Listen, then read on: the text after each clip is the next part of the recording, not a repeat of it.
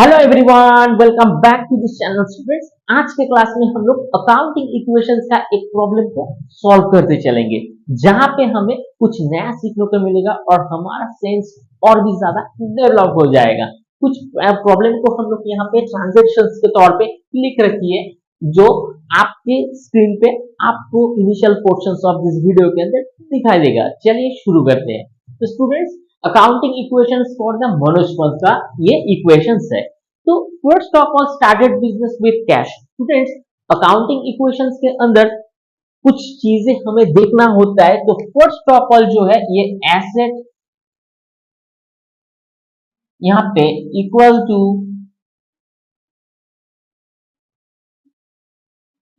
Liabilities plus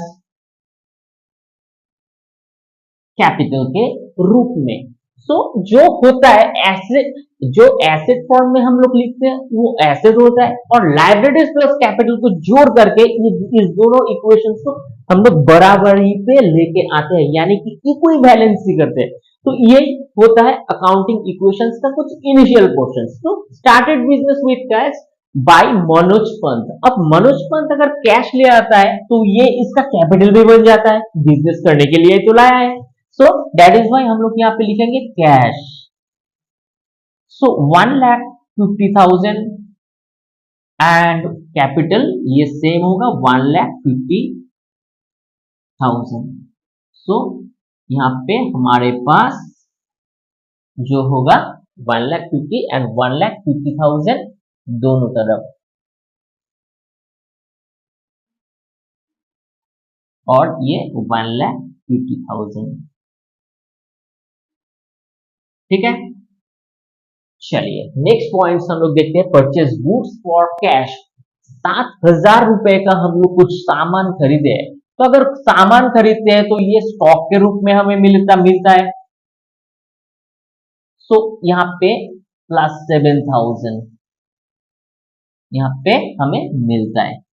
तो अगर stock यहाँ पे हमें मिलता है तो कैश जो है, इस कैश से 7,000 रुपए डिडक्शन भी तो होना चाहिए। सो हम लोग इसको डिडक्शन कर देंगे 143,000, ठीक है, प्लस 7,000, और यहाँ पे एज यूजुअल 1,50,000 एंड 1,50,000 होगा। तो आप इस दोनों को जोड़ देना, और यहाँ पे 1,50,000 और ये भी 1,50,000। तो ये इक्वेशंस बिल्कुल बराबरी पे है। चलिए point number 3, cash deposit into bank. Bank में हम लोग 5,000 रुपीज को जमा करते हैं। तो बैंक में हम लोग जमा करते हैं। स्टूडेंट्स, यहाँ पे कुछ कैश जो है हम लोग बैंक में रखते हैं, कुछ कैश हमारे हाथों में लिक्विड के फॉर्म में होता है। जो ऑपरेटिंग, जो कैश इनफ्लो आउटफ्लो होता है, उस हिसाब से हमें ऑपरेट करने के लिए वो काम आता है। तो बैंक में हम लोग क्या करते हैं, यहाँ पे 5,000 रुपीज यहाँ पे डिपॉजिट कर देंगे। तो बैंक में डिपॉजिट अगर होगा तो कैपिटल में भी तो हमारे पास वृद्धि हो जाएगा। तो यहाँ पे हमारे पास जो होगा 1,55,000,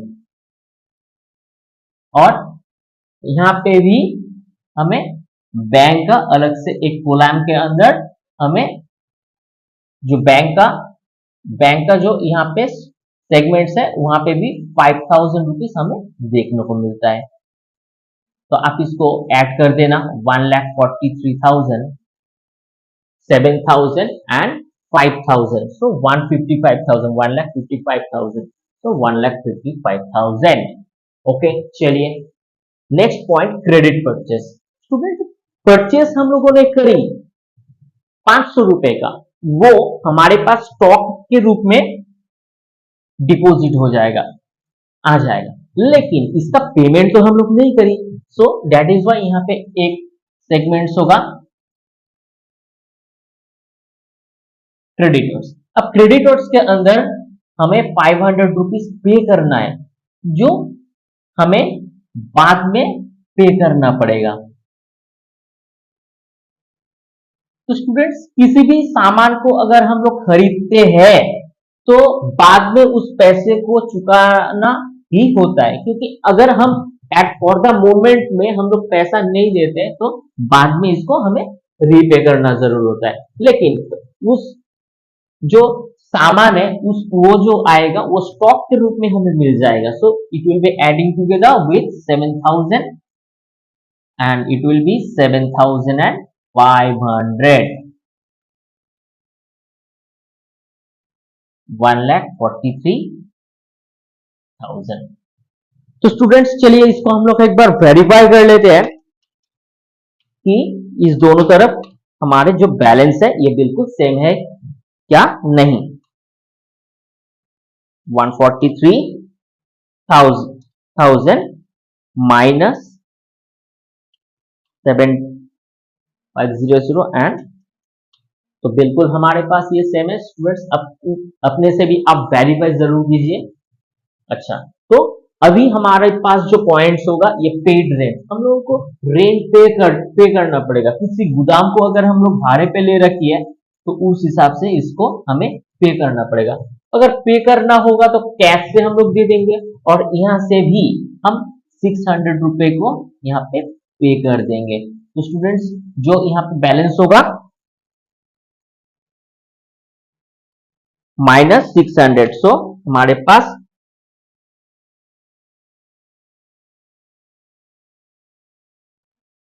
1,54,400, तो यहाँ पे 500 और एज यूजुअल यहां से भी हम लोग क्या कर देंगे, इसको सब्ट्रैक्ट कर देंगे।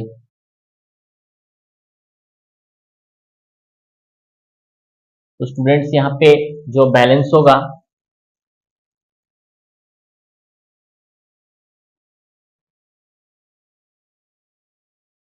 तो 1,42,400, 1,42,400 को हम लोग इसमें बैलेंस कर देंगे और देखेंगे कि दोनों तरफ ये बिल्कुल सही है।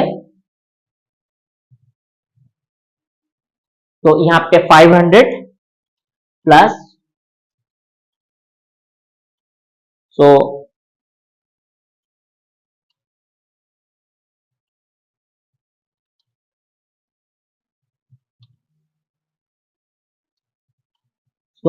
इस दोनों तरफ हमें सेम इक्वेशंस देखने को मिलता है। तो point number 6, salary paid by cheque, हम लोग बैंक के थ्रू क्या कर देंगे, सैलरी पेड करेंगे, यानी बैंक से इसको हम लोग घटाएंगे 3,500। तो स्टूडेंट्स बैंक से अगर पैसा को हम लोग सब्ट्रैक्ट करें वो कैपिटल से ही सब्ट्रैक्ट होता है, सो हम लोग माइनस यहाँ पे 3,500 कर देंगे।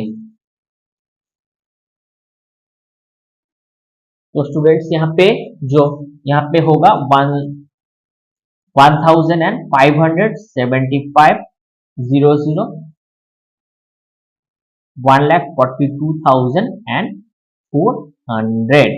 तो स्टूडेंट्स चलिए इसको हम लोग अभी सब्ट्रैक्ट करके देखते हैं।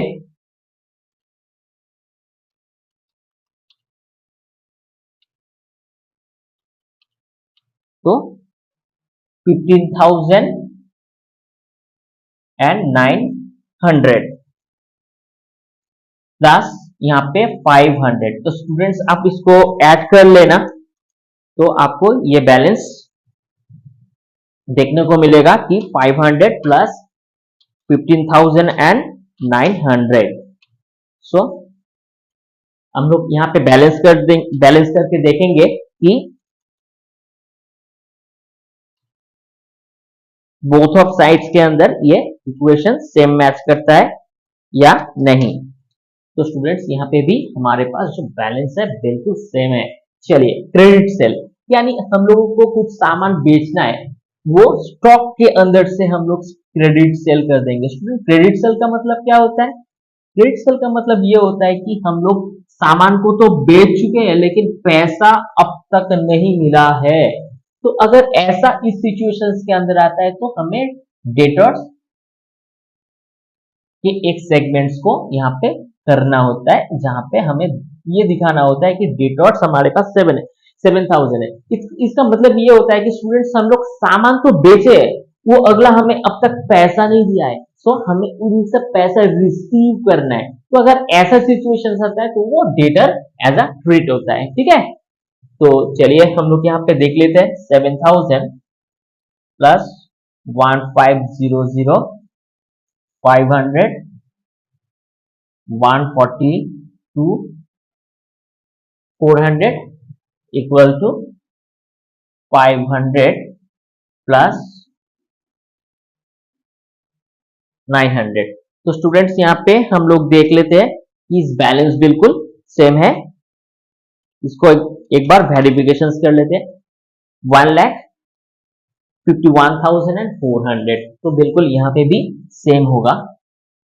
तो check receive from, next point के अंदर check receive from Raj and company. अगर हम लोग चेक रिसीव करते हैं तो उसको हम लोग सिर्फ और सिर्फ बैंक के अंदर हम लोग रिसीव करते हैं, वो अकाउंट के अंदर होता है। यानी यहाँ पे बैंक के अंदर अगर 7,000 रुपए यहाँ पे रिसीव होता है तो वो कैपिटल के अंदर इंक्रीमेंट ही कहा जाएगा। सो दैट इज वाई हम लोग यहाँ पे लिखेंगे 1,57,900 equal to 500 as usual creditors plus 7,000 plus 8,500 plus 500 and 1,42,400। तो स्टूडेंट्स अगेन आप वेरीफाई कर सकते हो, हर एक इक्वेशंस के बाद आप देख सकते हो कि यहाँ पे जो हमारे बैलेंस है वो कैसा होता है। सो 1,58,400, तो यहाँ पे भी आप देख लो 1,42,400 प्लस 500 प्लस 8,500 प्लस 7,000, सो 1,58,400। तो हमारे पास अब तक इक्वेशंस बिल्कुल सही जा रहा है।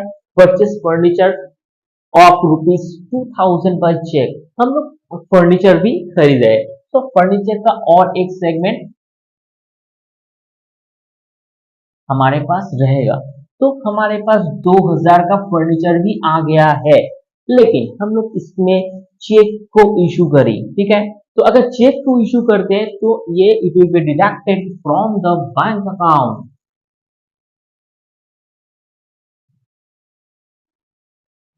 ठीक है। सो 1,57,900 प्लस 500 और यहाँ पे भी 2,000 प्लस 7,000 और यहाँ पे 6,500 प्लस 500 और यहाँ पे 1,42,400। तो स्टूडेंट्स ये अकाउंटिंग इक्वेशंस जो है ये बिल्कुल हमारे पास बनके रेडी है। चलिए इस बार हम इसको वेरीफाई करेंगे बैलेंस शीट के तौर पे कि हम लोग ये जस्टिफाई करेंगे कि ये करेक्ट है या नहीं। चलिए हम लोग बैलेंस शीट देख करते हैं।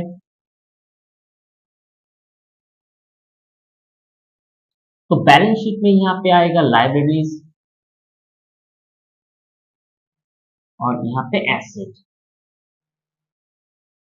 तो स्टूडेंट्स बैलेंस शीट के अंदर हमारे पास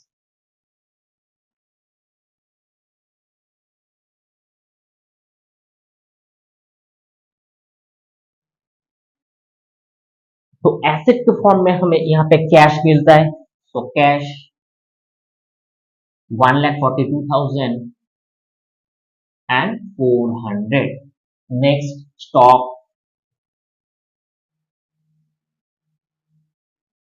500।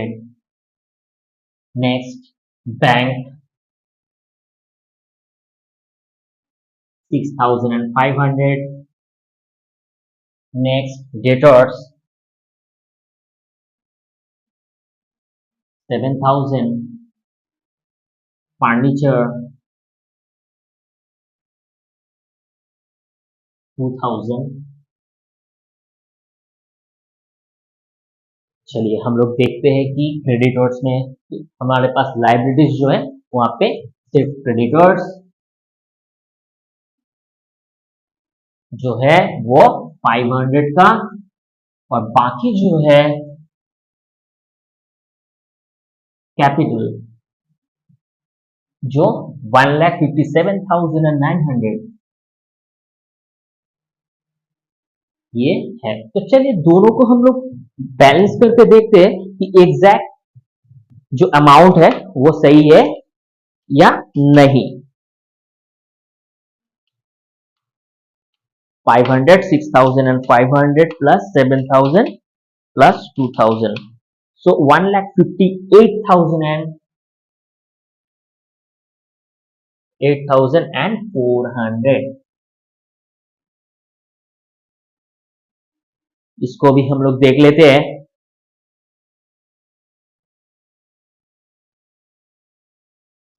So 500 plus 157, so 1,58,400, 1,58,400। तो स्टूडेंट्स बिल्कुल रेडी है हमारा अकाउंटिंग इक्वेशंस। अब बैलेंस शीट के बाद ये एकदम श्योर हो जाता है कि हर एक सेगमेंट हम लोग बिल्कुल राइट डायरेक्शन से कंप्लीट करें। आप इसका स्क्रीनशॉट ले लो। चलिए स्टूडेंट्स आप इसको बार बार प्रैक्टिस करना, आपका ग्रिप जो है ये बहुत ज्यादा मजबूत हो जाएगा। वीडियो को आप जरूर इस चैनल को सब्सक्राइब कर देना, शेयर करना अपने फ्रेंड्स के साथ। अगर वीडियो अच्छा लगता है तो जरूर इसे लाइक कर देना। मिलते हैं किसी नेक्स्ट क्लास में, तब तक के लिए थैंक यू।